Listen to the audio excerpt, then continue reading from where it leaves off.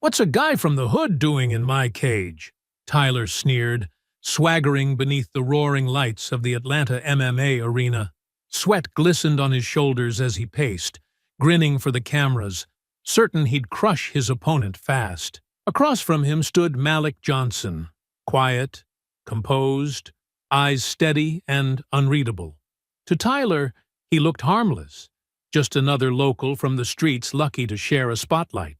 What he didn't know was that Malik had been forged in real battles, where mistakes cost lives, not trophies.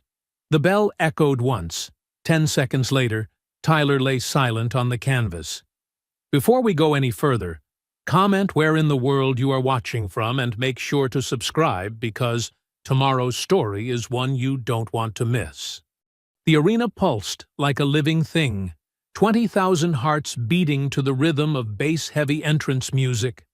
Spotlights carved white circles through artificial fog as Tyler Viper Kane made his way down the long walkway to the cage.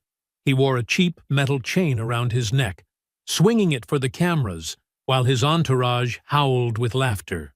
In the blue corner, Malik Johnson stood perfectly still. The familiar scent of Thai liniment filled his nostrils as Marcus, Aunt Evie's nephew, carefully wrapped his hands with white tape. Each turn of the wrapping was a meditation, a ritual passed down through gyms across generations. "You good, Uncle Malik?" Marcus whispered, smoothing the last strip between Malik's knuckles. Malik nodded once, eyes fixed on Tyler's theatrical display. The challenger was playing to the crowd, drawing cruel energy from those who mistook mockery for entertainment. Tyler grabbed the chain around his neck and pretended to struggle against it, his face twisted in an exaggerated grimace that made his supporters roar with approval. From his corner, Malik could see the older folks in the front rows, church deacons and community elders who'd helped fund his gym. Their faces were carved from stone, having seen this kind of display too many times before. But they were here, standing witness. That mattered. A camera crew circled Tyler as he approached the cage door. The microphones picked up his running commentary. "Gonna send this boy back to picking. You know what I mean?" He winked at the lens, voice dripping with fake Southern charm. "Ain't that right, Atlas? Time to shrug off them dreams, boy." Malik breathed deep and steady.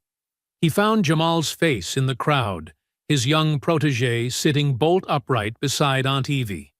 The boy's eyes were wide with tension, but when he caught Malik's gaze, he lifted his chin with fierce pride. That was what mattered, showing the next generation how to stand. The referee called both fighters to the center for final instructions. Tyler strutted forward, refusing to make eye contact with the official. Instead, he leaned close to Malik and whispered words the nearby cameras caught clearly.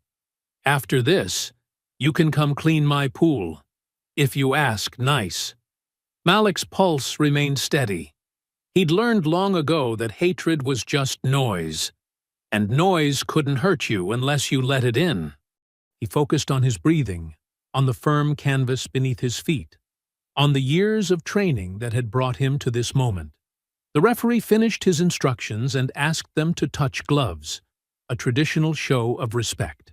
Tyler laughed and danced backward, playing to his corner. "Nah, I don't touch what I can't wash off." More laughter from his supporters, while others in the crowd began to boo. Malik returned to his corner where Marcus waited with the mouthguard. The younger man's hands were trembling slightly as he held it out. "Stay focused," Marcus whispered. "Just like the gym. Just like training."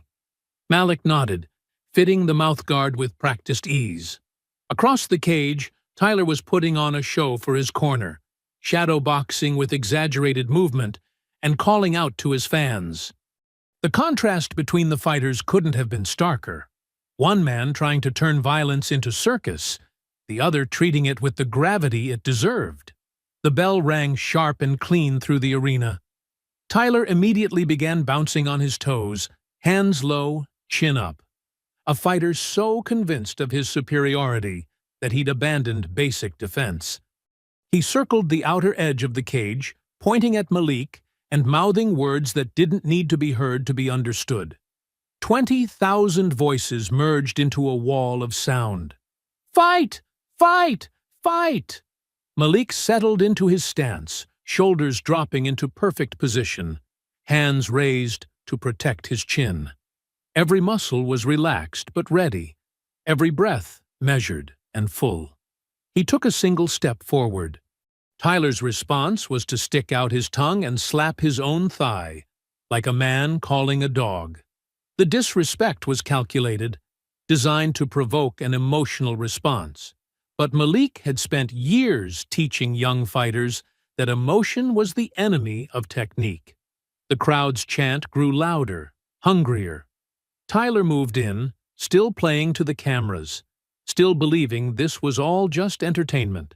He didn't see what Malik's students would have recognized instantly: the slight shift in weight, the almost imperceptible angle of the back foot, the way Malik's eyes focused not on Tyler's face, but on the center of his chest, where all movement began. The first exchange exploded with the sudden fury of summer lightning. Tyler launched forward, all swagger and spectacle, while Malik remained centered in the eye of the storm, ready to answer showmanship with science. The first exchange came like a thunderclap. Tyler lunged forward with a wild overhand right, his form sloppy from overconfidence. The punch whistled past Malik's ear, finding nothing but air. In that split second, Tyler's eyes widened, the first flicker of doubt crossing his face as he realized his mistake. Malik moved with the fluid grace of long practice. He stepped inside Tyler's range, accepting the clinch as Tyler tried to recover his balance. Their bodies crashed together, and Malik's knee drove up sharp and precise into Tyler's ribs. The impact forced a grunt from Tyler's throat, more surprise than pain. They separated, Tyler backing up while trying to play off the hit. "Lucky shot," he sneered, but his voice had lost some of its cockiness. He circled left, pawing with his jab, no longer quite so willing to rush in blindly. The crowd's energy shifted, the bloodthirsty howls turning to murmurs of appreciation as they recognized the technical gulf between the fighters. Malik moved like water, each step deliberate, cutting off Tyler's escape angles without seeming to chase. Tyler threw a looping left hook, telegraphing the punch with a slight shoulder dip that Malik had surely seen in fight footage. Malik slipped it beautifully, letting the punch graze his shoulder before pivoting to land a clean counter to Tyler's liver. The shot was precise, designed to hurt without causing serious damage. "That all you got, boy?" Tyler shouted, but his face betrayed him. A thin sheen of sweat had broken out on his forehead, and his breathing was already labored. The constant movement, the missed punches, and Malik's bodywork were taking their toll. In the crowd, Jamal leaned forward in his seat, recognizing the setup. He'd seen Malik drill this combination 1,000 times in the gym, the way his coach would bait aggressive fighters into overcommitting, using their own momentum against them. Malik lowered his level slightly, a subtle shift that suggested he might be looking for a takedown. Tyler took the bait, dropping his hands to defend against the non-existent shot. That's when Malik struck. The left cross was a thing of terrible beauty. It traveled the shortest possible distance between 2 points, launched from Malik's perfect positioning. The punch carried the weight of years of training, of countless hours hitting pads and bags, of sparring sessions where every detail was refined to razor sharpness. The impact was audible even over the crowd noise, a sharp crack like a branch breaking in winter. Tyler's head snapped back, his body going stiff for a heartbeat before crumpling to the canvas. He fell flat, arms splayed, legs tangled beneath him. Referee Mark Heller jumped between them immediately, waving off the fight. The entire exchange, from first punch to finish, had taken just 10 seconds. The arena went completely silent. 20,000 people held their breath as medical staff rushed toward the fallen fighter. The quiet was so complete, you could hear the scuff of their shoes on canvas, the metallic rattle of their equipment. In the front row, Aunt Evie's lips moved in silent prayer, her worn hands clasped tight. Around her, the elders who'd witnessed decades of disrespect sat perfectly still, their faces unreadable masks. Malik didn't celebrate. Instead, he dropped to one knee beside his fallen opponent, checking Tyler's breathing with the careful attention of someone who understood the serious responsibility that came with such power. His face showed no triumph, no vindication, only professional concern. The medical team worked efficiently, their quiet voices carrying in the silent arena as they assessed Tyler's condition. Malik stood and backed away, giving them space to work. He walked to his corner with the same measured calm he'd shown throughout the fight. As he passed the camera closest to his corner, his voice was barely a whisper, but the microphone caught it clearly. "That's what dignity sounds like." Marcus moved to unwrap Malik's hands, his own fingers trembling slightly with leftover adrenaline. In the ring, Tyler was beginning to stir, responding to the medic's questions. The silence started to break, replaced by scattered applause that grew steadily louder. Malik stood perfectly still as Marcus worked, his breathing already returned to normal. He watched the medical team help Tyler to a sitting position, noting the younger fighter's clear eyes and coordinated movements, signs that the knockout, while decisive, had caused no lasting damage. The overhead screens replayed the finish in slow motion.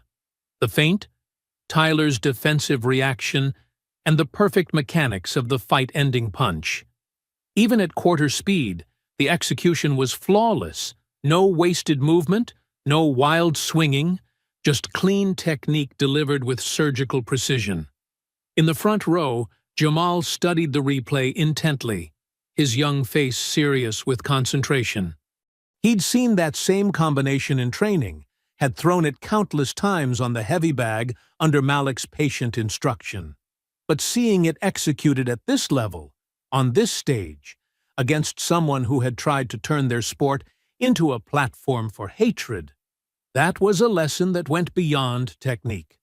The arena's energy shifted as Malik made his way backstage, the crowd's reactions splitting like oil and water. Some fans stood, applauding with genuine respect, while others booed and hurled insults. Security guards flanked him, their presence more ritual than necessity given his composed demeanor. The concrete corridor felt cooler than the cage, the sounds of the crowd muffling as heavy doors swung shut behind them. Malik's footsteps echoed off the walls, his breathing still steady and controlled. Sweat cooled on his skin as he headed for the locker room, Aunt Evie's nephew Marcus walking slightly behind with their gear bag. Around a corner, voices carried from a service alcove, harsh whispers that didn't match the professional atmosphere of the venue. Malik slowed his pace, not meaning to eavesdrop, but caught by the urgency in the tones. "Fix this now," Rick Devlin's voice hissed, barely contained anger making it shake. "Do you understand what you just cost our sponsors?" The offshore numbers were clear. Referee Mark Heller's response was quieter, nervous. "What do you expect me to do?" It was clean. "Find something. Anything. That's what we pay you for, isn't it? Or should I remind certain people about your tab at the Golden Nugget?"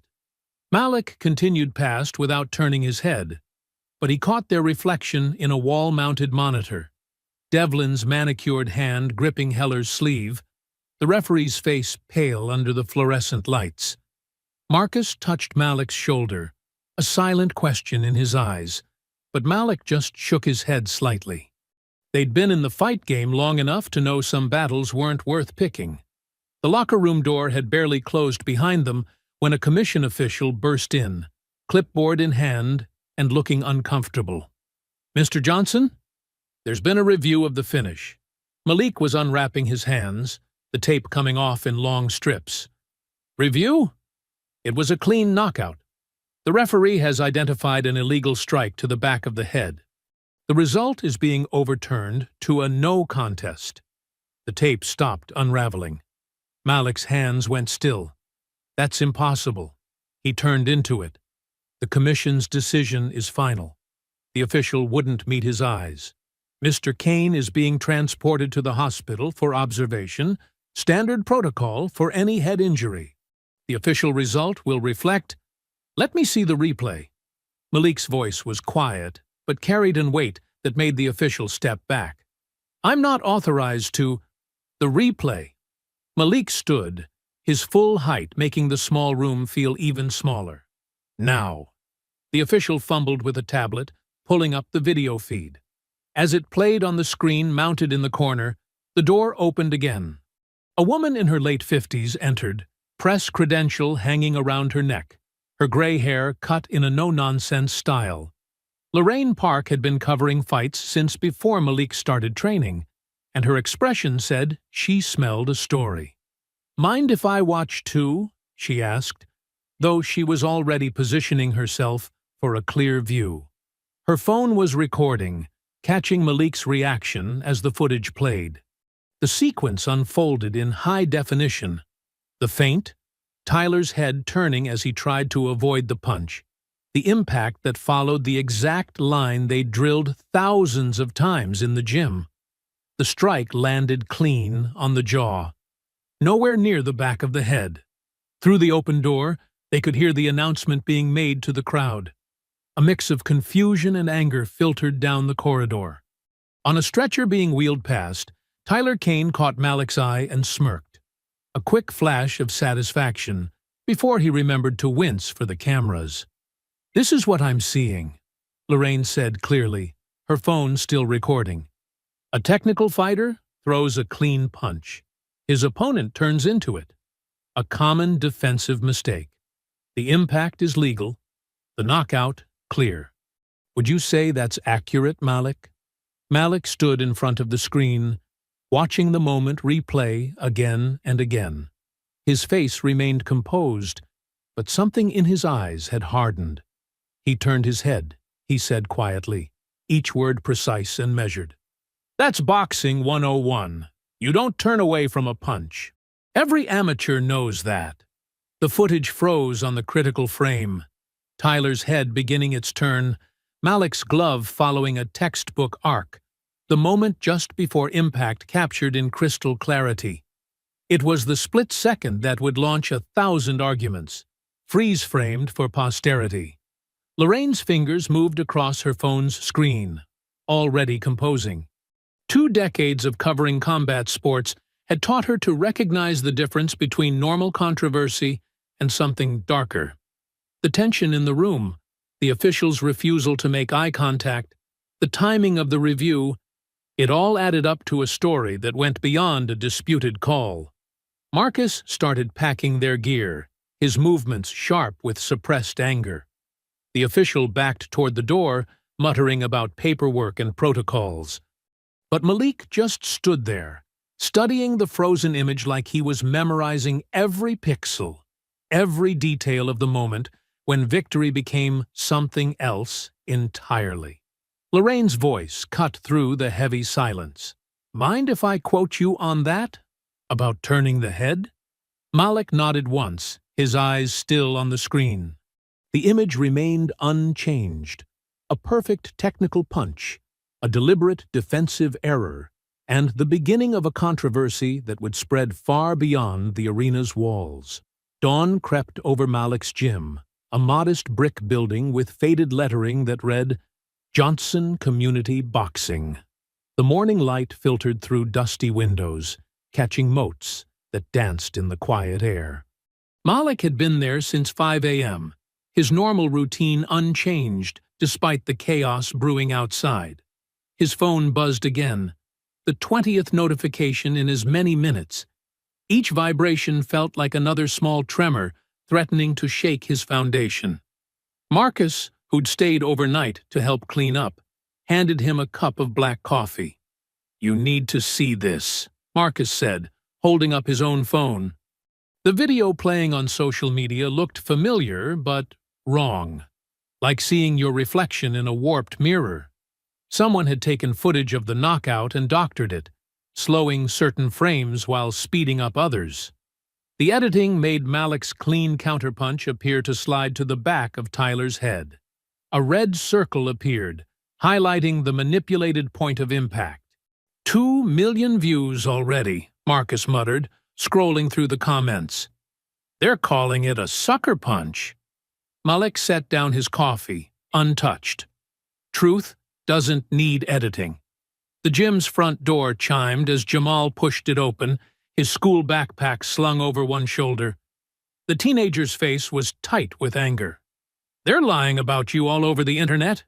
Take your gear to the locker room, Malik said calmly. We'll work the heavy bag in 10. But before Jamal could move, more phones started ringing. Aunt Evie arrived just as Malik answered a call from their bank. Her church shoes clicked against the concrete floor as she watched his expression darken. What do you mean, frozen? Malik's voice remained level, but his free hand clenched. Those are operating funds. No, I understand liability investigation, but... He fell silent, listening. Aunt Evie didn't need to hear the other side of the conversation.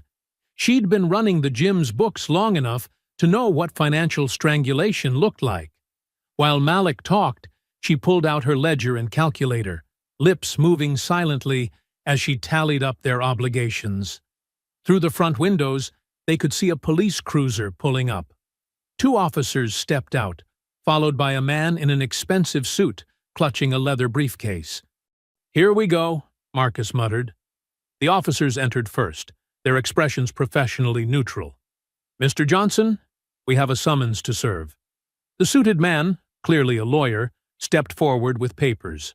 My client, Tyler Kane, is pressing charges for assault beyond the scope of sanctioned competition. Given the severity of his injuries... What injuries? Jamal burst out. He was smirking when they carried him out. Jamal. Malik's tone was quiet but firm. The teenager fell silent, though his fists remained clenched. The lawyer continued as if uninterrupted. We've also filed for an emergency injunction to freeze assets pending criminal and civil proceedings. Malik took the papers without comment, scanning them quickly before passing them to Aunt Evie. Her eyes narrowed as she read, years of church treasurer experience letting her cut through the legal language. Rick Devlin's letterhead, she noted. Not even trying to hide it. More phones buzzed. Marcus pulled up a news site where Devlin's PR team had been busy. Headlines screamed across the screen. Street Fighter assaults rising star, and illegal technique ends championship hopes. The morning light seemed dimmer now, as if the lies were physically darkening the air. Aunt Evie's calculator clicked steadily. Mortgage, utilities, insurance, equipment payments. Each button press felt like another nail. 3 weeks, she finally said. That's how long we can last with frozen accounts, if we're careful. The police and lawyer left, their job done. Jamal stood by the speed bag, his young face struggling to process the injustice. But everyone saw what happened. The whole arena saw. Sometimes seeing isn't enough, Malik said, moving to stand beside his student. People see what they're told to see. Our job is to show them what's true. The day crawled by. Regular members trickled in, offering support, but also asking worried questions about whether their memberships would be affected. Malik trained them all as usual, his voice steady as he called out combinations. But with each passing hour, the weight of uncertainty grew heavier. As evening approached, the lights flickered once, twice, then died. The gym plunged into semi-darkness, lit only by what little sunset made it through the windows. The power company hadn't waited for the grace period to end. In the deepening shadows, Malik moved to the center of the main floor. His hands wrapped out of habit. He began to shadow box. The whisper of his feet on the floor and the soft snap of punches cutting air were the only sounds. Jamal sat on the ring steps, watching his mentor move through the gloom. Aunt Evie stood in the office doorway, her ledger clutched to her chest like armor. Through the window, they could see Lorraine park in her car, speaking into a microphone for her podcast. Her voice carried faintly through the walls. When power cuts out, that's when you see who's still standing. Malik's shadow danced across the darkened walls, each movement precise and controlled. A man shadowboxing against forces far larger than himself. The gym might be dark, but his form remained perfect, a testament to everything he'd built, everything they were trying to take away. The sun hadn't fully risen when Malik backed his pickup truck to the gym's side door. The metal loading ramp clanked against the curb as he lowered it. Inside the dark building, he could barely make out the shapes of equipment they'd need. "Pass me that speed bag mount," he called to Marcus, who had shown up early to help. They worked steadily, moving gear into the growing dawn light. Heavy bags, jump ropes, timer bells, and worn boxing gloves. The parking lot's cracked asphalt became their new training floor. Malik swept it clean, marking spaces with chalk where the equipment would go. The routine helped quiet his mind, pushing back thoughts of frozen accounts and legal papers. "Need a place to rest these old bones while I watch?" Malik turned to find Mrs. Watson from the church, carrying a folding chair and a thermos. Behind her, other neighborhood elders appeared like a quiet parade. Mr. Thompson, who'd been coming to watch training sessions for years, brought 3 chairs stacked in his arms. Miss Gloria rolled up in her motorized scooter, a cardboard tray of coffee cups balanced carefully on her lap. "Y'all didn't have to come," Malik said, but his voice caught slightly. "Child, please." Mrs. Watson set up her chair with practiced efficiency. "We've been watching young folks train here since before you were born. No locked door gonna change that." They arranged their chairs in a semicircle, creating an outdoor audience space. The morning air filled with the smell of coffee and the soft murmur of their conversations. Some brought Bibles, planning to read between watching the training. Jamal arrived next, his school backpack stuffed with hand wraps and his old gloves. His cast from the previous night's assault stood out starkly white against his dark skin. Without being asked, he started preparing equipment for the younger kids who would come later. "Can't punch with this," he said, holding up his cast. "But I can still teach what you taught me." More community members drifted in.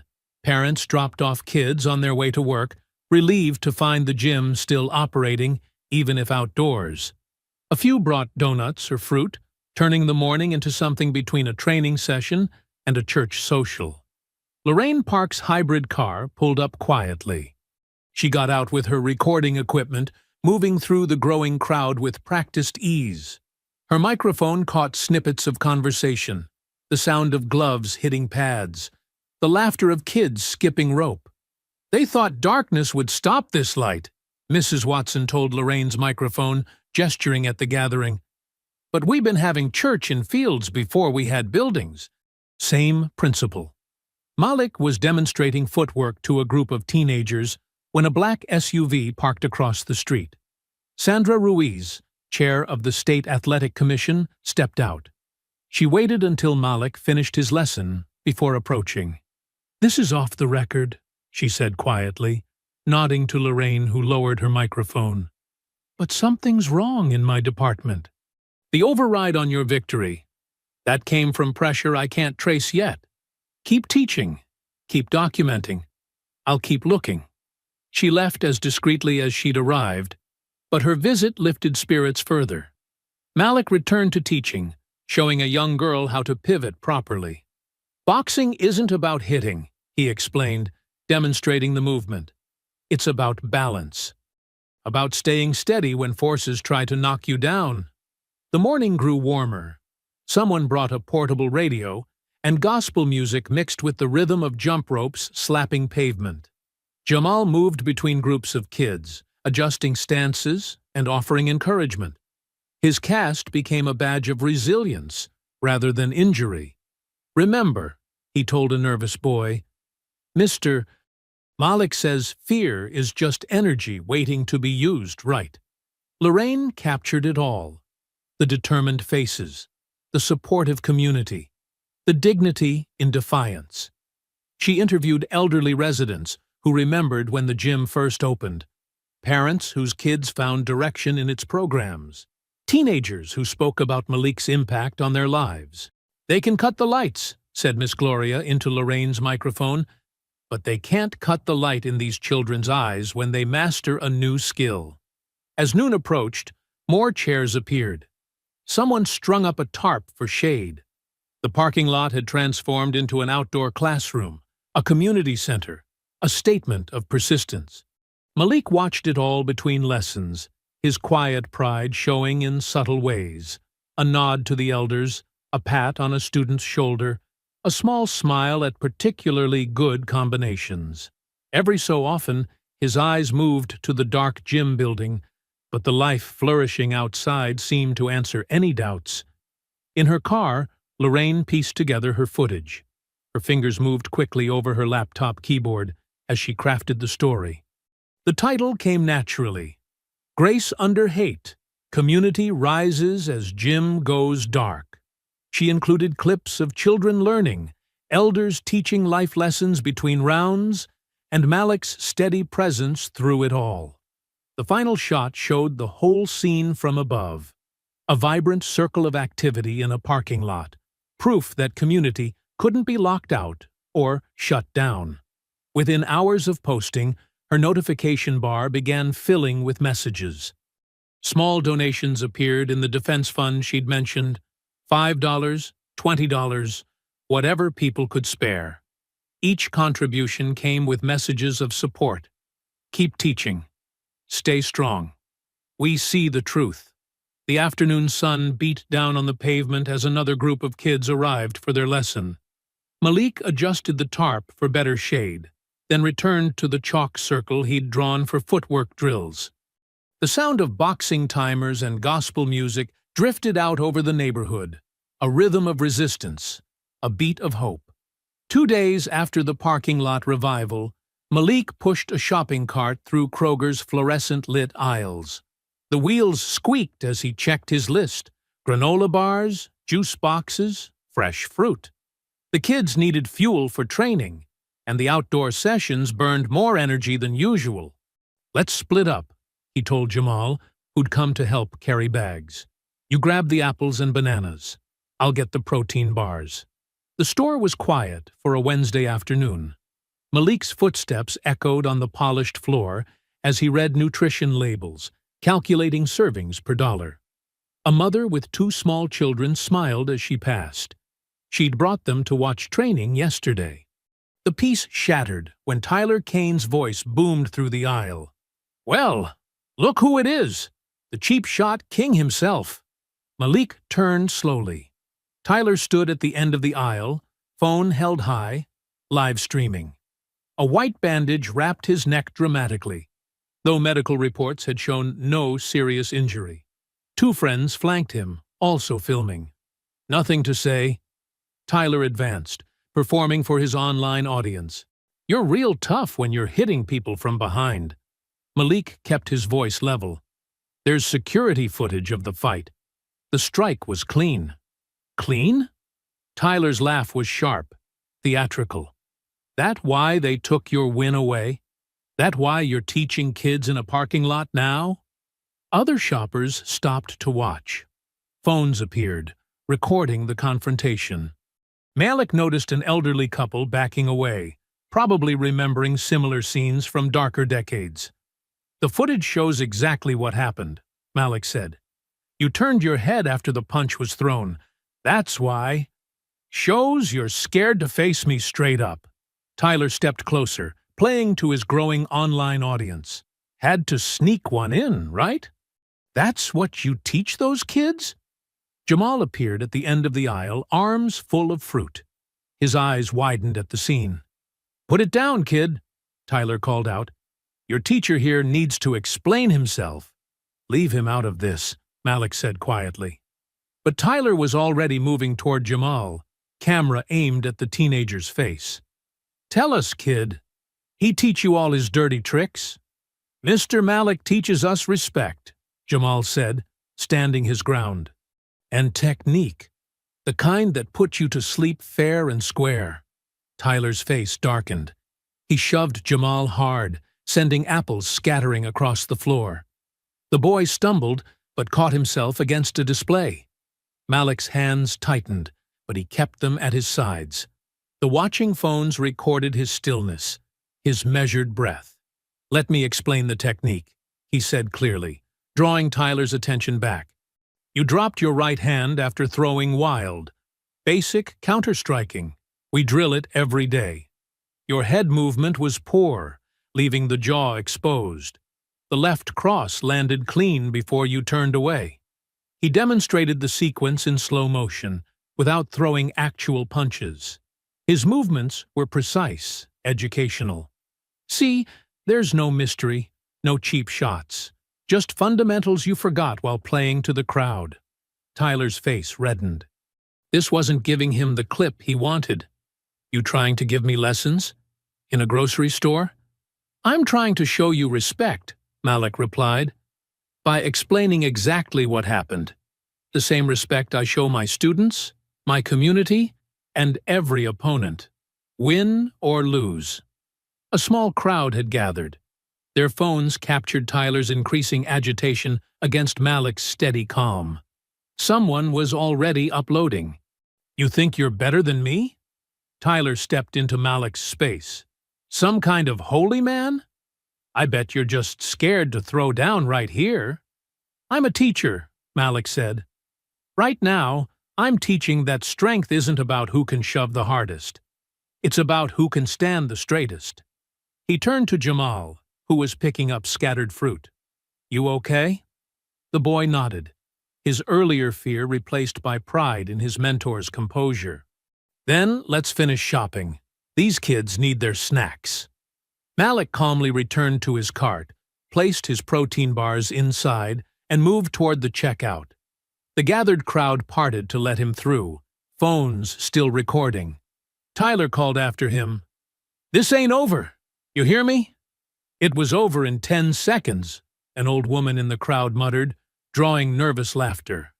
Within an hour, multiple angles of the confrontation hit social media. Lorraine Park's blog picked up the story immediately. Her measured voice played over the footage.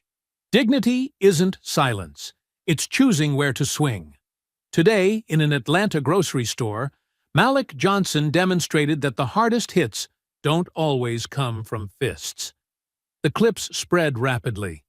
Malik's patient explanation of the technique, his protection of his student, his refusal to escalate. Comments poured in from professional fighters and coaches, breaking down the original knockout footage, confirming Malik's technical analysis. But it was the quiet moments that went viral. Malik helping Jamal gather the spilled apples, the gentle way he placed them in the cart, his straight back as he walked away from provocation. Each new share added to a portrait of composure under pressure. By evening, the Defense Fund saw another surge of small donations. Local businesses offered to sponsor outdoor equipment.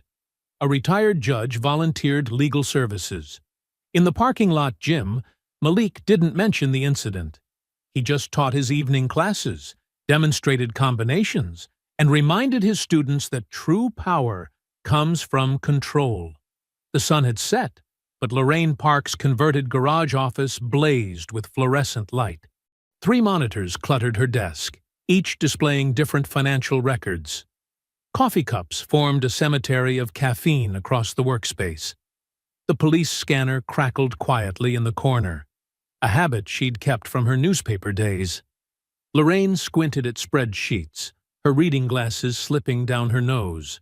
"Look at this," she said, tapping her screen. "These betting patterns make no sense." Malik leaned over her shoulder, the smell of gym chalk still clinging to his shirt. He'd come straight from the parking lot training session. "What are we seeing?" "Money movement. Lots of it." Lorraine pulled up a timeline. See these spikes? Massive bets placed through offshore accounts, all within minutes of your knockout being overturned. Aunt Evie settled into a creaking office chair, her church choir folder still in her lap. In English, please. Some of us handle real books, not computer ones. Lorraine smiled. Someone knew the knockout would be ruled invalid before it happened. They bet accordingly. She pointed to a series of transactions. These accounts dumped money against you winning right before referee Heller made his call. How much money? Malik asked. Nearly $500,000. Lorraine typed rapidly, bringing up corporate registries. All through shell companies in the Cayman Islands. But look at this. They all trace back to a holding company called RD Enterprises. RD, Aunt Evie repeated. Rick Devlin. Exactly. Lorraine opened another window. He's not as clever as he thinks. Use the same lawyer who handles his gym licenses to set up the offshore accounts.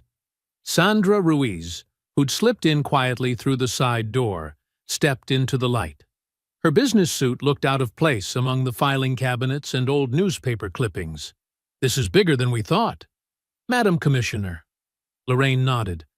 Glad you could make it. Had to be careful. Sandra glanced at the covered windows. I was followed twice this week. They're watching commission members who voted to review the case. Malik's jaw tightened. They're that worried about one overturned fight? It's not just the fight. Sandra pulled out her phone, showing emails. Devlin's tentacles run deep. He's got judges on payroll, betting syndicates in 3 states. If this unravels, she shook her head, the whole commission could collapse. Aunt Evie snorted. Maybe it needs to. You don't understand. Sandra paced the small space. We're talking about every major fight in the state for the past 5 years. Championships, title shots, television contracts. If the commission's credibility dies, so does legitimate fighting in Georgia. Lorraine was still typing. Found something else. Heller, your referee. His house was in foreclosure last year. Suddenly the bank gave him a miracle extension. Guess who sits on the bank's board? Devlin, Malik said quietly. Through another shell company. Lorraine pushed back from her desk. But here's the real problem. We can prove the corruption, but publishing it burns everyone. Clean officials, dirty ones, the whole system. Sandra nodded grimly. Years of legitimate fights would be questioned. Every decision, every ranking. Careers would end. Gyms would close. The sport itself could die in this state. My gym's already dying, Malik said, while we worry about protecting a broken system. Aunt Evie reached for his hand. Truth's got a cost, baby. Always has. The police scanner crackled. Traffic stops, domestic calls.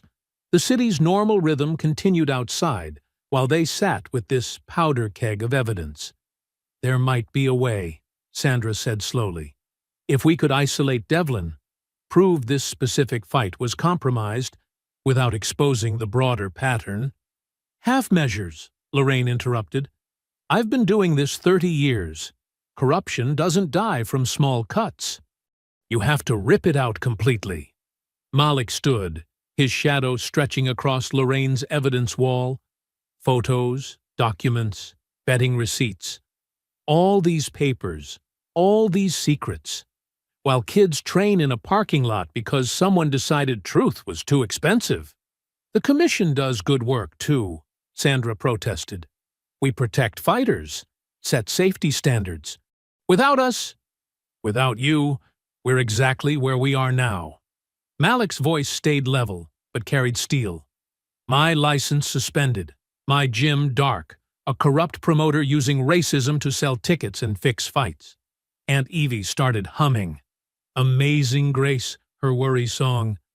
The tune filled the small space as they all considered the weight of their next move. Lorraine broke the silence. I can have the story ready in 48 hours. But Sandra's right. It burns everything. The commission, the rankings, years of fights. There's no small version of this explosion. Sandra stood straighter, smoothing her blazer. If we expose this, the whole state commission burns. Every fight, every official, every decision becomes suspect. Is that what you want? Malik met her eyes. His voice was quiet but firm. Then, let it burn. I'll light it myself if I have to. Morning light streamed through the stained glass windows of Bethel AME Church, painting rainbow patterns across the wooden pews. Aunt Evie fussed with the projector setup, her Sunday best offsetting the technical equipment. The congregation filtered in slowly, filling the air with whispered greetings and the rustle of program papers. Sister Johnson, you sure about this? Deacon Williams helped her adjust the screen angle. Church ain't usually for fight videos. Truth is for everywhere, Aunt Evie replied, her fingers moving deliberately over the laptop borrowed from the youth ministry. Besides, ain't we supposed to be a refuge? Malik sat in the back pew, uncomfortable in his pressed shirt and tie. Jamal fidgeted beside him, his cast decorated with signatures from the parking lot training sessions. Sandra Ruiz had slipped in quietly, choosing an inconspicuous spot near the side door. Her presence spoke volumes about the morning's importance. Pastor Green approached the pulpit as the organ's final notes faded. Brothers and sisters, before our regular service, we have a matter of justice to address. He nodded to Aunt Evie. Sister Johnson? Aunt Evie stood, her voice carrying that choir-trained authority. Most of you know my nephew Malik. Most of you know what they did to him. But Brother Marcus here, she gestured to a thin man in the third row, he caught something they didn't want seen. Marcus stood, holding up his phone. I was ringside, filming for my daughter. She couldn't make the fight. Never stopped recording, not even during the confusion after. The church lights dimmed. The projector hummed to life, throwing a clear image onto the screen. The footage started shaky but steadied as it captured the fight's crucial moment. There was no commentary, no editing, just raw video from an angle the official cameras hadn't shown. The congregation watched in complete silence as the sequence unfolded. Tyler's wild rush, Malik's defensive stance, the counterpunch landing clean on the jaw, definitively legal, definitively not to the back of the head. Tyler falling, the 10 seconds of silence that followed. Frame by frame, Aunt Evie announced, working the controls. The footage played again in slow motion. No illegal strike, no back of the head, just clean technique and the truth. Sandra Ruiz stood up, her legal pad already in hand. Mr. Marcus, would you be willing to testify to the authenticity of this footage at a commission hearing? Already notarized it this morning before service, Marcus replied. My daughter's a lawyer, too.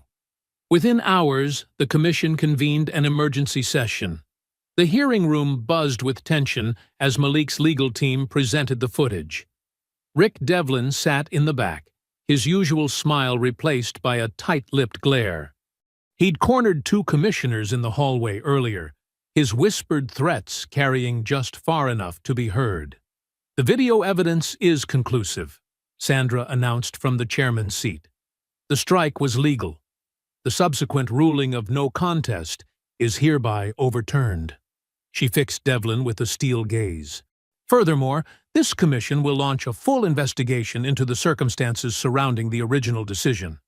Devlin stood up, straightening his expensive jacket. This is a farce. That footage could be doctored. We have protocols. Sit down, Mr. Devlin. Sandra cut him off. Unless you'd like to explain the betting patterns we've uncovered as well? The color drained from Devlin's face. He sat. Sandra continued, The commission rules unanimously. Malik Johnson's victory stands. His license is reinstated immediately. All associated charges are dismissed. She turned to the court recorder. Please note that we are also recommending a criminal investigation into potential fight fixing and fraud. Back at the gym that afternoon, The parking lot transformed into an impromptu celebration. Folding chairs gave way to folding tables laden with food. Someone had strung Christmas lights between the poles of the outdoor boxing ring. The smell of barbecue mixed with summer air as the community gathered. Jamal helped younger kids practice combinations, his cast not stopping him from teaching footwork. Aunt Evie directed the food distribution with the same precision she used for choir arrangements. Church members mingled with gym regulars, sharing plates and stories. "Look at this," Lorraine said, showing Malik her latest blog post on her tablet. "Views are climbing. People are sharing the unedited footage. The truth's got legs now." Malik watched his community celebrate. An old-timer was teaching kids to double dutch between the heavy bags. Two deacons had set up a chess table near the speed bag station. Music drifted from someone's portable speaker, gospel mixing with hip-hop in a uniquely Atlanta harmony. "Bank called," Aunt Evie announced, joining them with a plate of ribs. "Funds are unfrozen. Bills can get paid tomorrow." Sandra appeared with a cold drink, her suit jacket finally off in the Georgia heat. "Commission's already received 3 other reports of suspicious rulings. Seems your case broke the dam." "Sometimes that's all it takes," Lorraine said, typing on her phone. "One clear picture. One unedited truth." She showed them her latest post. "Sometimes redemption plays in 1080p. The celebration continued as the sun began to set, the Christmas lights twinkling brighter against the darkening sky. Children practiced their shadow boxing, their movements casting long, hopeful shapes across the parking lot.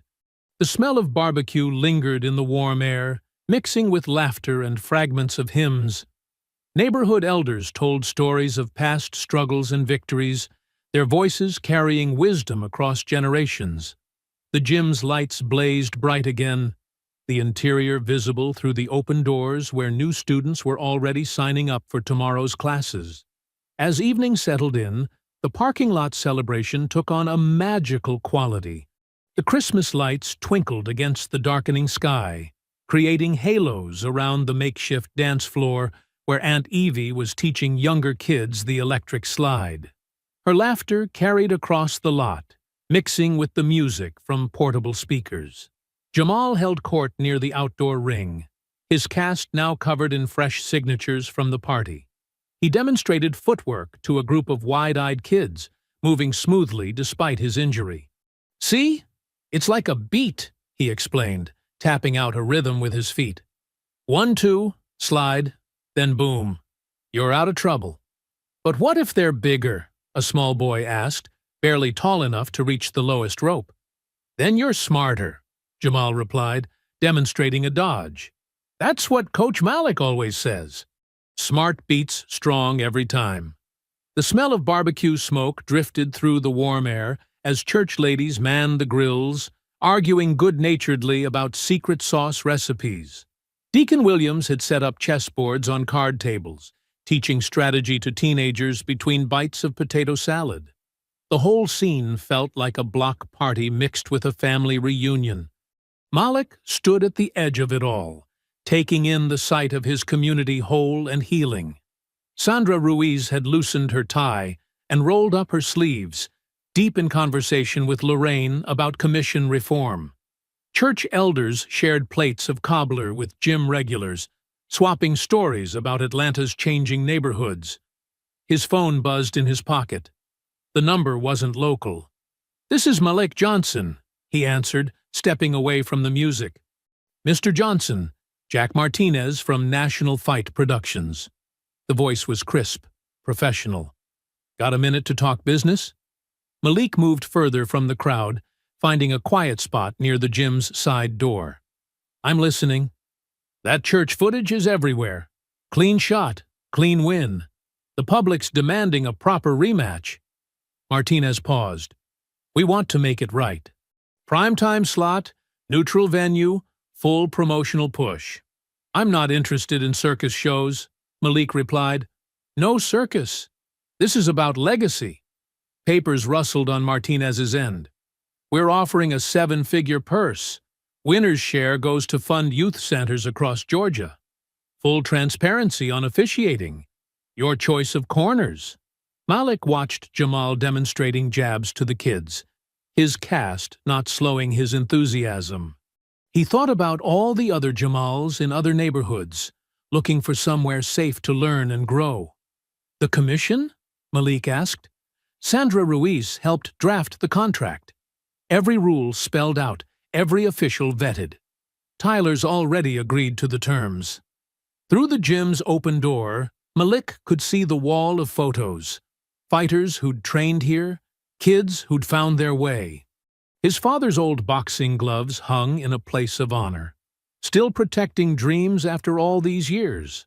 "Send me the paperwork," Malik said. "My lawyer reviews everything first. You'll have it within the hour." Martinez sounded pleased. "This is going to be huge, Mr. Johnson. A real chance to change things." Malik ended the call and rejoined the celebration. Aunt Evie had graduated from electric slide to soul train, a line of dancers snaking through the parking lot. The Christmas lights cast moving shadows as people laughed and stepped in time. "Good news?" Lorraine asked, notebook already in hand. "Could be." Malik accepted a plate of food from a church lady who wouldn't take no for an answer. "National Promotion wants to do it right this time."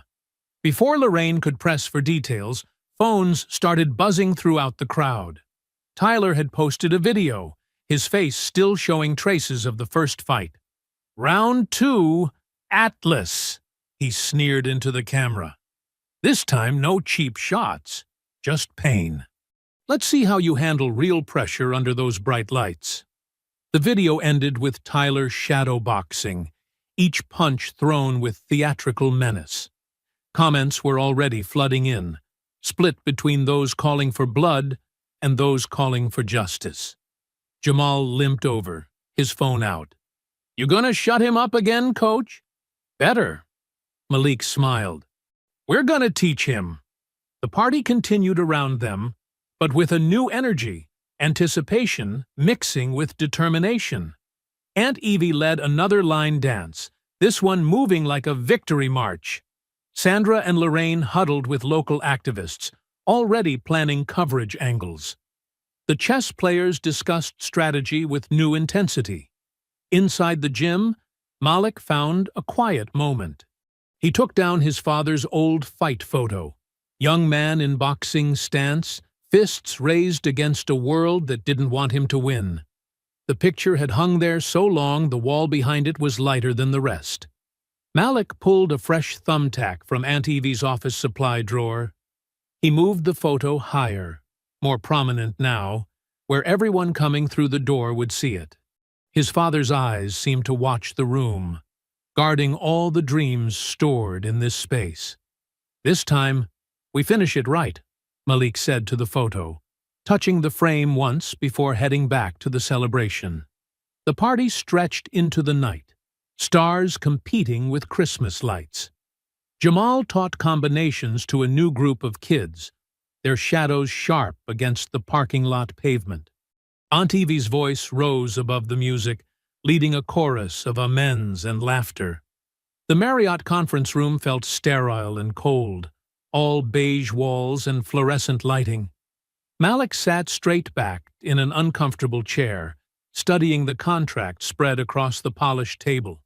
His lawyer, Mrs. Chen, flipped through the pages with careful fingers, while Rick Devlin lounged across the table, playing with his gold watch.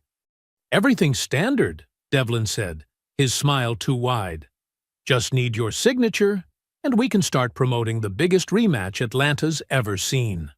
Aunt Evie stood behind Malik's chair like a sentinel, her church hat casting a shadow over the paperwork. She'd insisted on coming, saying she didn't trust Devlin's smile. "Any further than I could throw him." Mrs. Chen's finger stopped on page 17. Her face tightened. "Mr. Johnson, there's something here you need to see." Malik leaned forward as she pointed to a dense paragraph buried in the contract's middle.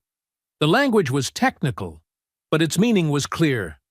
The fight would use Devlin's choice of referee and venue.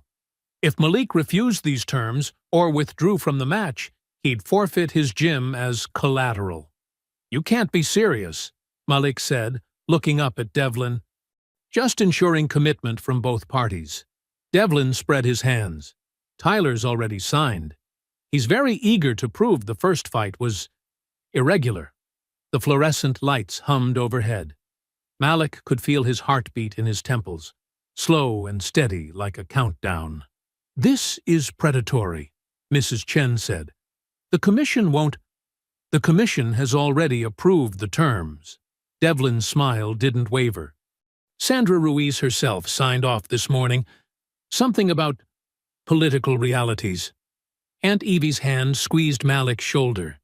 He could feel her trembling with anger, but her voice stayed level. "The Lord sees everything you do, Mr. Devlin. Every single thing. Then he'll see a fair fight." Devlin stood, straightening his tie. "You have 24 hours to decide, Mr. Johnson. Sign and get your shot at redemption, or forfeit and lose everything you've built. Simple business." Malik remained seated as Devlin strutted out. The contract seemed to pulse on the table, its words like poison on the page. "We're not signing this," Mrs. Chen said. "There has to be another way." "There's always another way," Aunt Evie agreed. "The Lord doesn't close doors without opening windows." Malik gathered the papers slowly, his mind already calculating angles and options. The gym's mortgage, the kids' programs, the community that depended on that space, all of it hanging by a thread. They rode the elevator down in silence.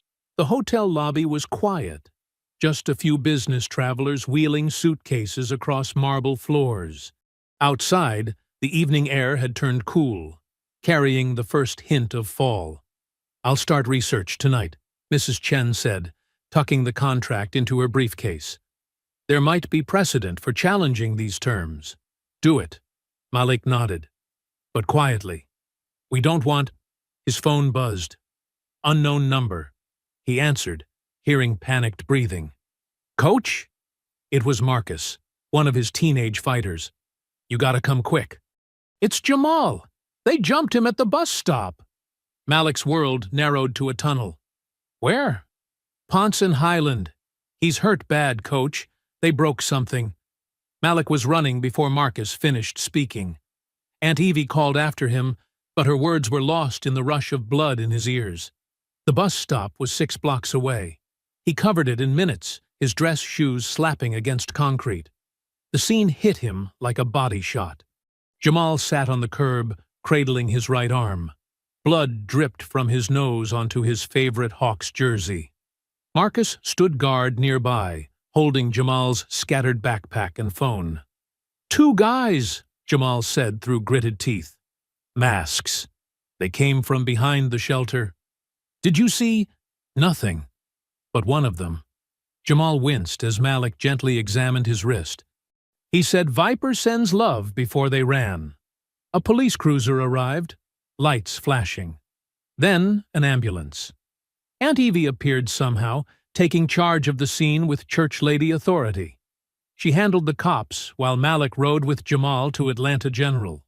The emergency room was packed, but Jamal's broken wrist got them in quickly. X-rays confirmed what they already knew, a clean break that would need 6 weeks in a cast. The doctor mentioned lucky several times. It could have been worse. While they waited for the cast to set, Jamal's mother arrived.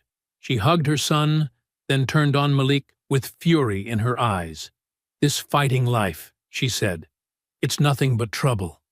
Nothing but pain." "Mom, it wasn't Coach's fault," Jamal protested. "Those guys were waiting. They knew my route." "Exactly." She paced the small exam room. "They knew, because you're part of this now. This whole mess with that fighter and his people." Malik stood by the window, watching ambulances come and go in the darkness. Each flash of their lights illuminated his reflection, the careful calm he always maintained now cracking at the edges. Jamal caught his eye in the glass. "I'm not quitting, Coach." This just proves they're scared. The nurse returned with casting materials in Jamal's chosen color, gym blue. As she worked, Malik pulled a chair close to the bed. He took Jamal's good hand, feeling the teenager's fingers grip tight. "They think I'll break before bell time," Malik said quietly. "They're wrong." The morning sun crept through the gym's windows, casting long shadows across the empty mats. Malik stood at his office desk, staring at the contract that seemed to mock him with each passing second. The sound of the front door opening made him look up. Jamal walked in, his right arm in a blue sling that matched the gym's colors. Dark circles under his eyes showed he hadn't slept much. Neither had Malik. "Shouldn't you be resting?" Malik asked, his voice gentle. "Can't sleep anyway." Jamal shrugged his good shoulder. "Mom's been crying all night. Keeps saying I should quit." Malik pulled out a chair for him. The metal scraped against the floor, echoing in the quiet gym. "Maybe she's right. Don't you start, too." Jamal's face hardened. This is exactly what they want. Before Malik could respond, Aunt Evie bustled in carrying her oversized purse and a Tupperware container. The smell of her famous cornbread filled the small office. "Lord have mercy, you both look like you've been hit by a truck." She set the container down and pulled up another chair. "When's the last time either of you ate?" Neither answered. Aunt Evie clicked her tongue and started unpacking breakfast. Her movements were precise, but Malik could see the worry in her eyes. "I'm thinking of forfeiting," Malik said quietly. The cornbread container hit the desk with a sharp crack. "Like hell you are." "Aunt Evie." "Don't you Aunt Evie me." She planted her hands on her hips. "You don't leave the ring. Make them leave the table. That's what your daddy always said." They broke Jamal's wrist. Malik's voice cracked slightly. "What's next? The gym's one thing, but these kids are stronger than you think," she cut in. "And they're watching you. Every single one of them. What you do next teaches them more than any boxing lesson." The door chimed again. Lorraine Park walked in, carrying her laptop bag and what looked like radio equipment. Her face was tight with determination. "Good. You're both here." She pulled up the last chair and opened her bag. "We need to talk strategy."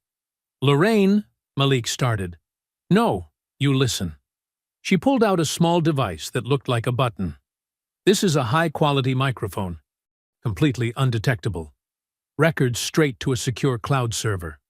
Jamal leaned forward, interested despite his sling. "Like in spy movies?" "Better." Lorraine smiled grimly. "Because this is real. Sandra Ruiz called me last night. She can't help officially, but she's arranged to monitor the feed live from her office during all meetings with Devlin." "That's dangerous for her position," Malik said. "She knows." Lorraine's eyes were hard. "But she's tired of watching good people get crushed by corrupt systems. We all are." Aunt Evie picked up the microphone, examining it carefully. "How do we know they won't detect it?" "State-of-the-art tech.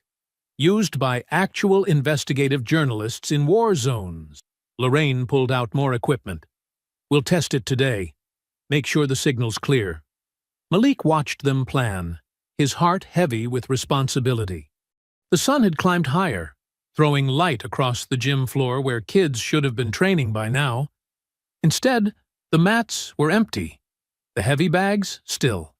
"What if it makes things worse?" he asked finally. "Worse than a broken wrist?" Jamal held up his sling. "Worse than them trying to take everything you built?" "Sometimes," Aunt Evie said softly, "you have to risk the fight to win the war." They spent the next hour testing the equipment. Lorraine showed them how the microphone could be sewn into a shirt collar or hidden in a tie clip. The sound quality was crystal clear, picking up even whispered conversations. "Sandra will be listening live," Lorraine explained, "recording everything. If Devlin or his people slip up even once—" "When," Aunt Evie corrected.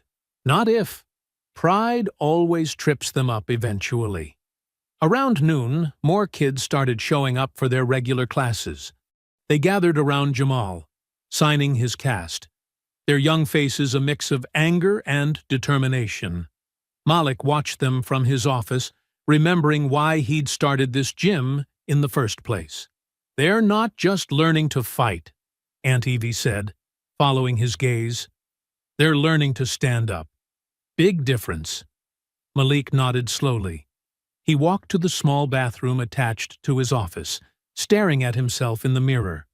His reflection looked tired but unbeaten. Carefully, he began wrapping his hands, the familiar ritual bringing focus.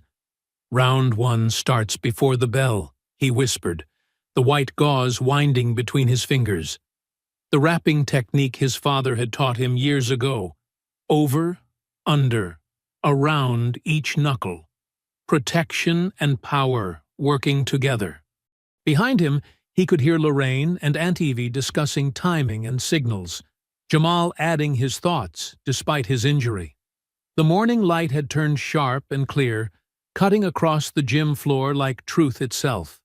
Outside, a few elderly neighbors had already set up their folding chairs, keeping watch like guardian angels in sun hats and church clothes.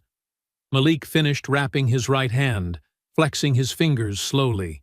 The gauze was tight, but not restricting, just like his father had shown him.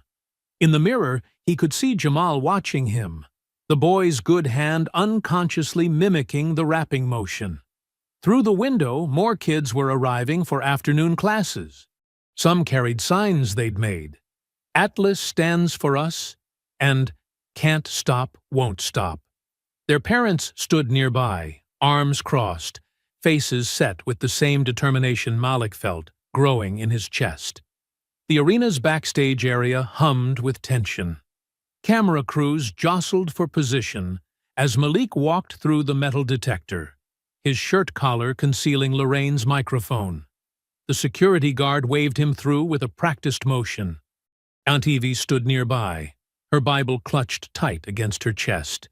She'd insisted on coming, saying she needed to keep prayer close to the proceedings. But Malik knew she was there to witness everything, her sharp eyes missing nothing. The weigh-in area buzzed with reporters and photographers. Their flashes created a constant strobe effect that made the room feel smaller than it was. Malik spotted Rick Devlin in his signature cheap suit, phone pressed to his ear as he paced near the scale. "Look who finally showed up." Tyler's voice cut through the noise. He was already shirtless, his abs gleaming with oil. A mock chain draped around his neck again. "Thought you might chicken out after what happened to your boy." Malik kept his face neutral, though his jaw tightened slightly. He could feel the microphone pressing against his collarbone, reminding him to stay focused. "Strip down, champ," the commission doctor called out. "Let's get this done." As Malik removed his shirt, Tyler started a new round of taunts. "Make sure you check him for weapons. You know how these thugs like to pack heat." Cameras clicked rapidly. Malik stepped onto the scale, eyes forward. 185.5, the official announced. "Legal? Bet that's the first legal thing he's done all year," Tyler sneered, drawing nervous laughs from his entourage. In the corner, Lorraine pretended to check her phone while adjusting her recording equipment. She gave Malik an almost imperceptible nod. The feed was working. Devlin's voice carried clearly as he continued his phone conversation. No, everything's set. Heller knows the score." He walked closer to where Malik stood. "Trust me, the odds are locked. We've got this under control." Tyler bounded onto the scale next, flexing for the cameras. 186 even, called the official. "See that?" Tyler grinned. "I make weight clean, unlike some people who probably had to spit out their gold teeth." Malik remained silent, his stillness making Tyler's antics seem increasingly desperate. Several reporters shifted uncomfortably, their pens hesitating over notepads. "What's wrong, Atlas?" Tyler pressed, stepping into Malik's space. "Cottonmouth got your tongue?" Aunt Evie made a small sound of disgust, But Malik's expression didn't change. He could see Devlin still on his phone, now speaking in more hushed tones about guaranteed returns and smart money. The promoter's photographer called for the face-off. As Malik and Tyler stood chest to chest, the challengers' act grew more frenzied. "Tomorrow night, boy," Tyler hissed, quiet enough that only Malik and the hidden mic could hear. "I'm gonna make you wish you stayed in your hood." Malik met his eyes steadily. "You still don't understand what this is about, do you?" "Oh, I understand plenty." Tyler's smile turned ugly. "I understand you're about to learn your place." "No," Malik said softly. "Tomorrow, truth walks out of that cage." Something in his tone made Tyler's smile falter slightly. Behind them, Devlin wrapped up his phone call. "Don't worry about the commission. Heller's got more riding on this than anyone. The fix is solid." The photographers called for one last shot. As the flashes popped, Lorraine caught Malik's eye and mouthed silently, "We got him." Devlin approached the fighters, his face gleaming with fake concern. "Now, boys, let's keep this clean.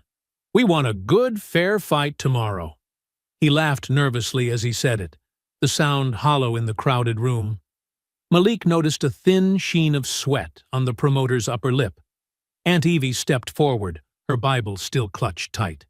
"Oh, it'll be fair, all right. The Lord always makes sure of that."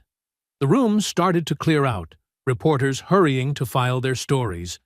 Tyler's entourage led him away, still shouting insults over his shoulder. But they sounded weaker now, like air leaking from a punctured tire. Malik gathered his shirt and began to dress. The microphone had captured everything, every threat, every slur, and, most importantly, every incriminating word from Devlin's phone call. "You okay?" Lorraine asked quietly as she passed by, pretending to check her notes. Malik nodded once.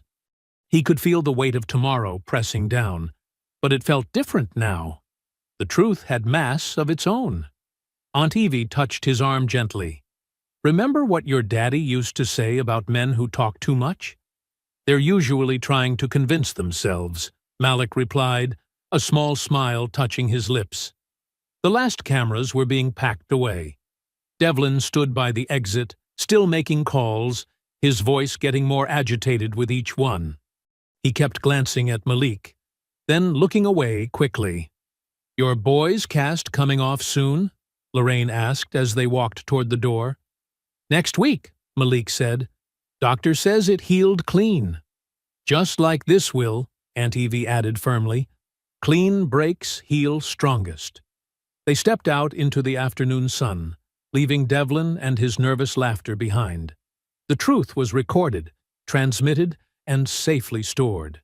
Tomorrow would bring its own battle, but today's victory was already won, captured in crystal-clear audio, one damning word at a time. The arena lights dimmed as gospel music filled the space.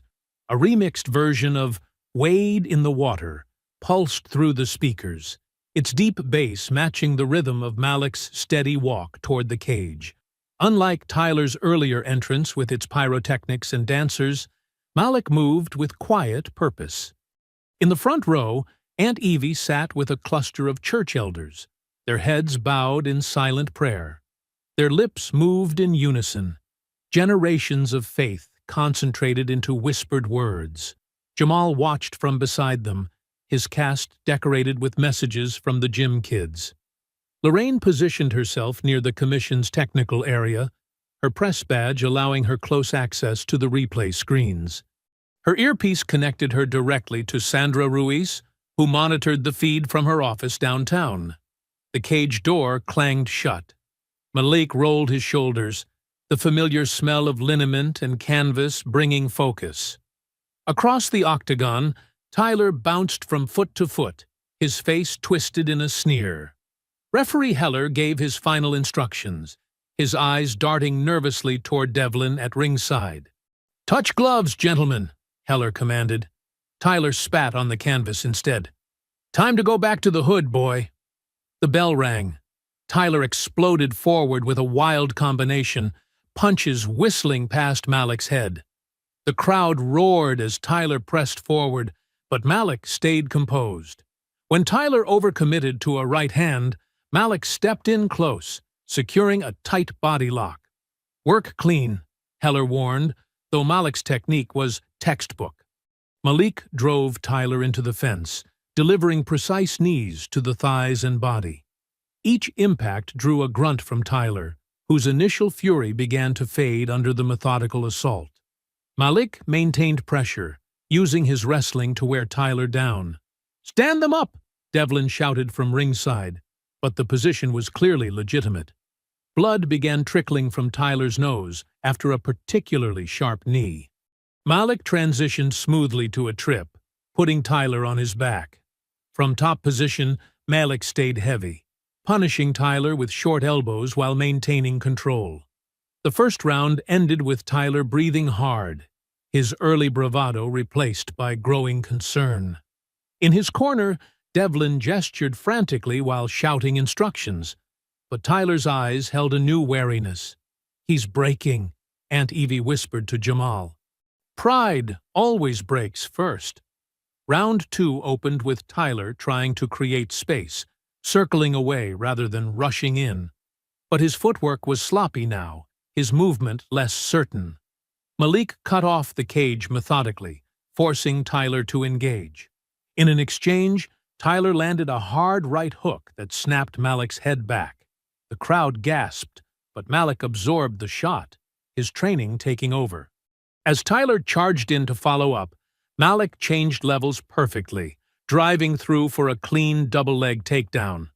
"Atlas! Atlas! Atlas!" The chant started in the upper deck and spread quickly. From top position, Malik showed his technical superiority. He passed Tyler's guard with practiced ease, establishing mount position. Tyler bucked desperately, but Malik stayed glued to him, landing punishing shots to the body and head.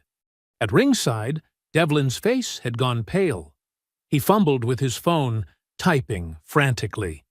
Referee Heller saw the message but hesitated, knowing too many eyes were watching.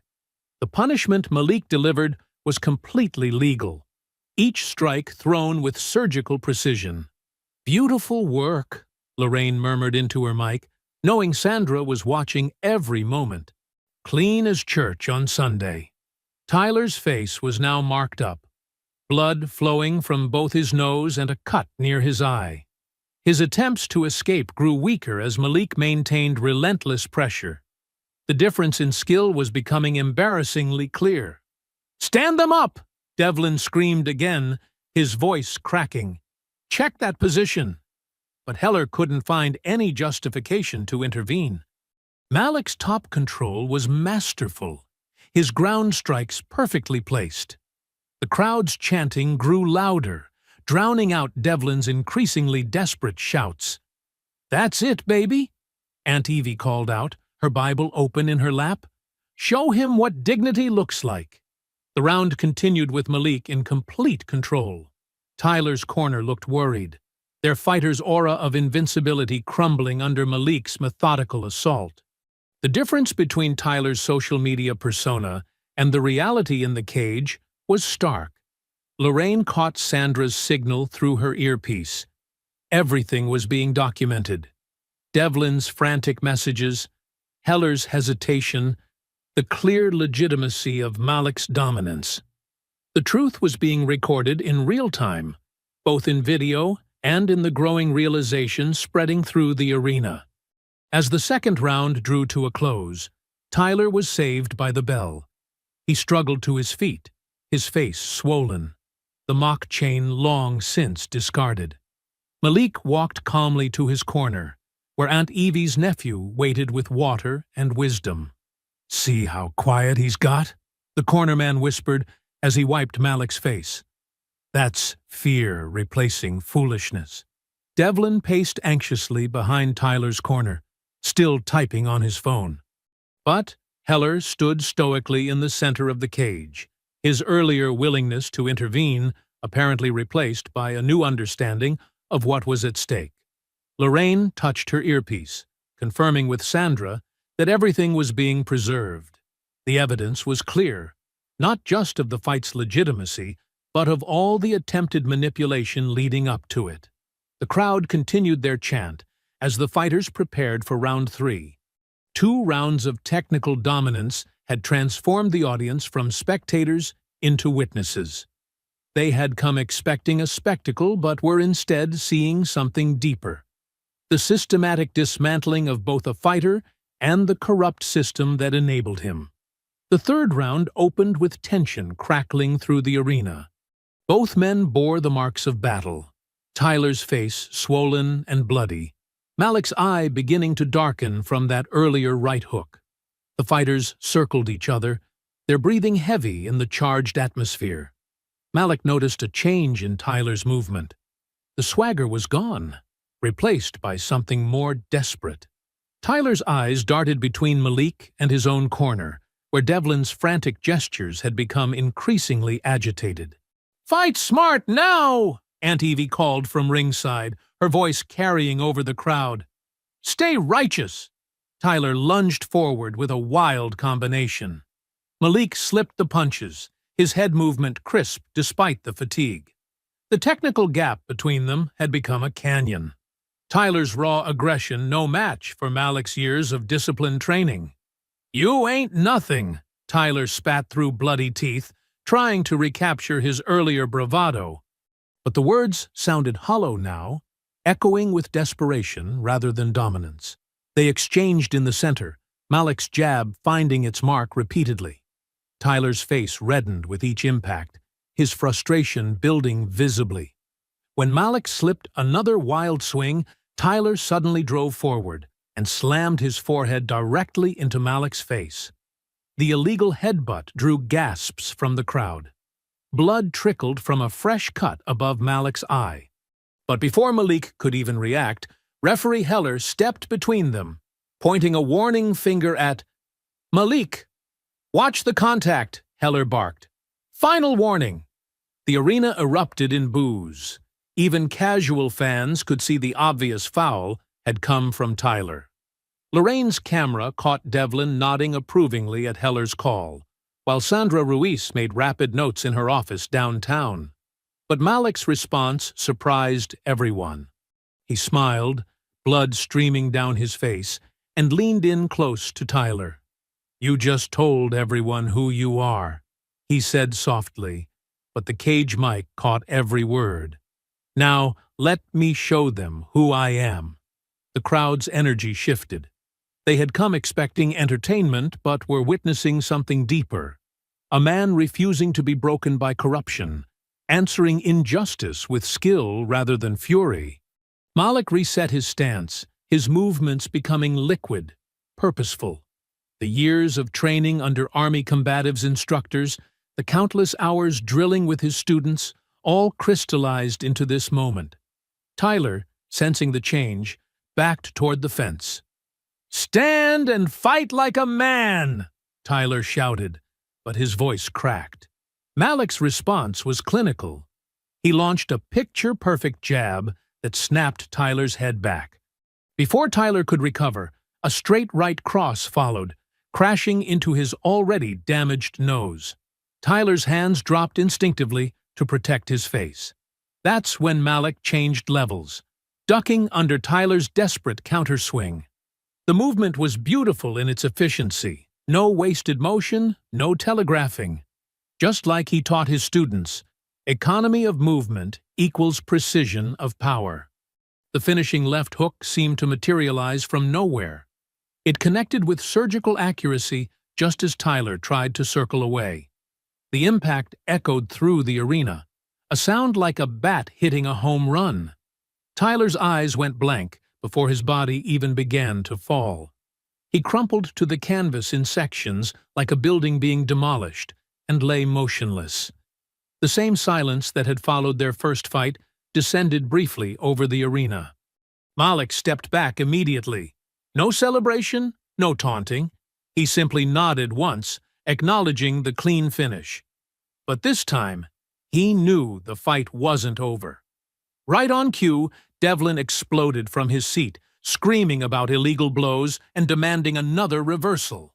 "Check the replay," Devlin bellowed, his face purple with rage. "That was behind the ear." "Same cheap shot as last time." The crowd began to stir uneasily, remembering how the first victory had been stolen. But Malik walked calmly to the center of the cage. With deliberate movements, he raised the house microphone, the one Lorraine had carefully planted in his glove wrap during his entrance. His thumb found the play button. The arena's speakers crackled to life with Devlin's own voice from the way in. "Don't worry about the odds. Heller's ours. We'll get the call we want, just like last time. The fix is in." The sound quality was perfect, every damning word crystal clear.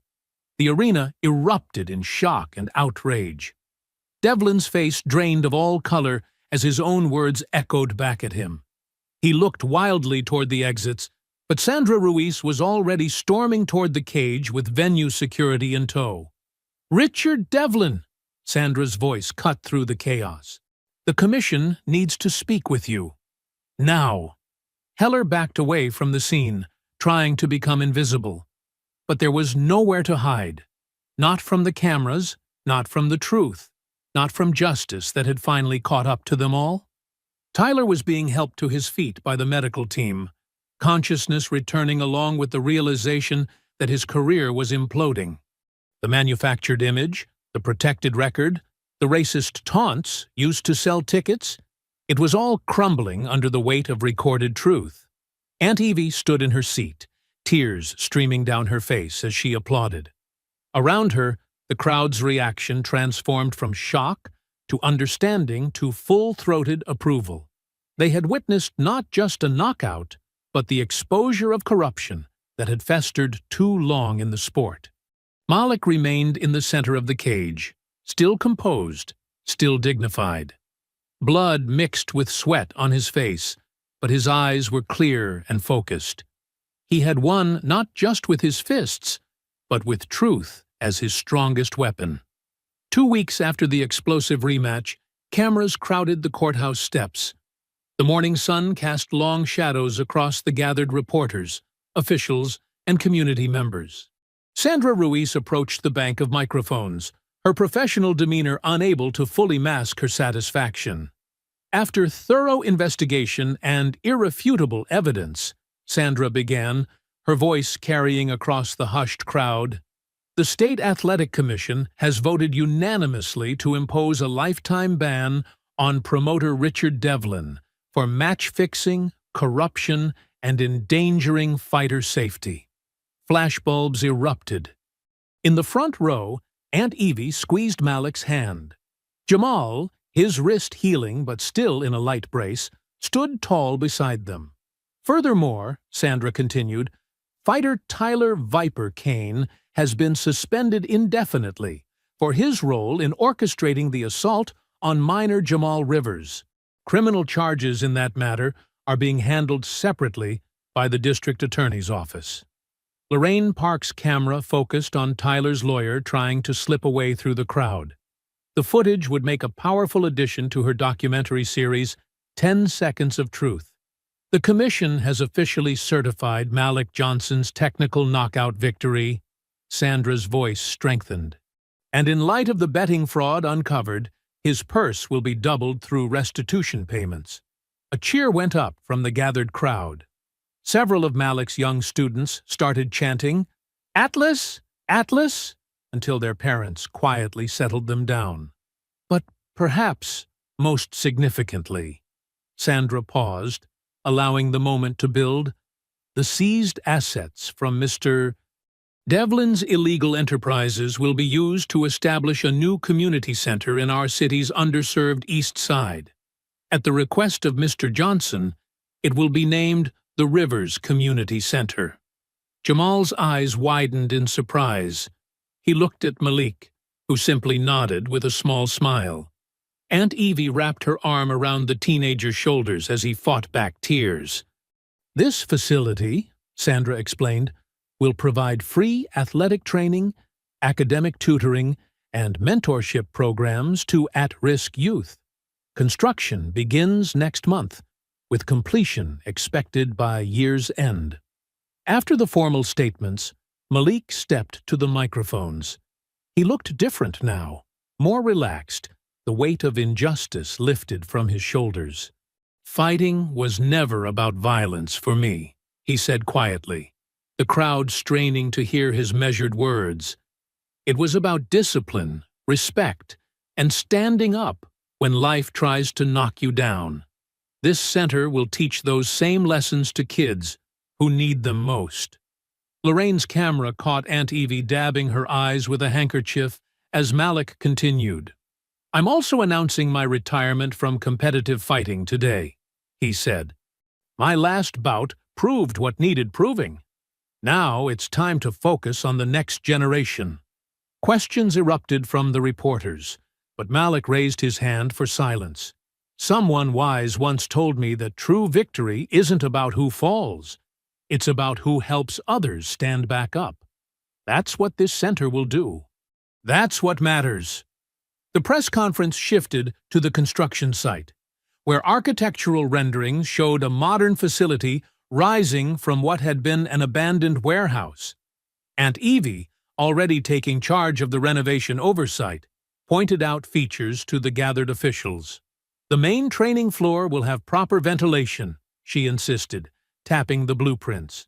"These kids deserve better than what Malik had starting out. And we'll need good lighting for the study areas. Education comes first." Lorraine moved through the crowd, gathering final interviews for her documentary. Her microphone caught snippets of conversation. Community elders planning volunteer programs, parents discussing after-school possibilities, kids excitedly comparing the rendering to their current training space. "It's like a circle closing," one of Malik's original students told her camera.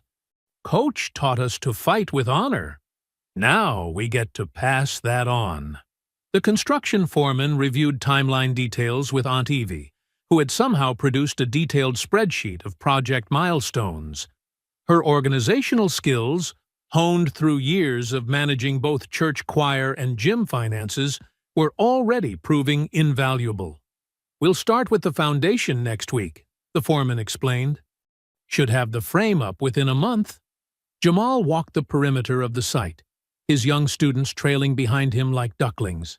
Though his wrist was still healing, he had already started assistant teaching, showing a natural talent for connecting with the younger kids. "See that space there?" He pointed to an area on the rendering. "That's going to be our new heavy bag section. Coach says we can even get speed bags installed." Near the end of the event, Malik quietly stepped away from the crowd. He removed his worn competition gloves from his gym bag, the same ones he'd worn in both fights with Tyler. With careful movements, he mounted them on a section of wall that would become the center's main entrance. Lorraine's camera followed him, catching the moment in perfect morning light.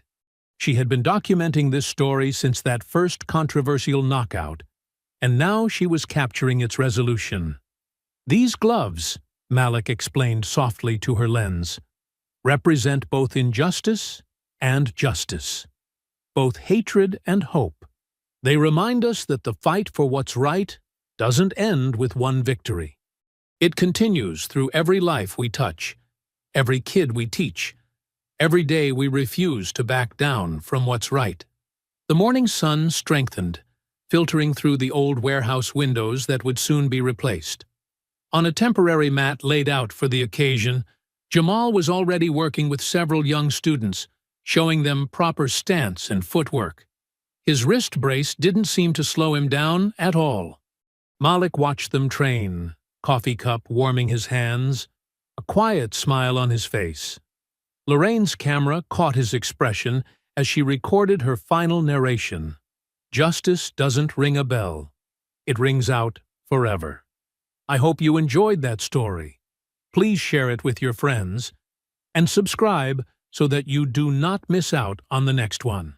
In the meantime, I have hand-picked 2 stories for you that I think you will enjoy. Have a great day.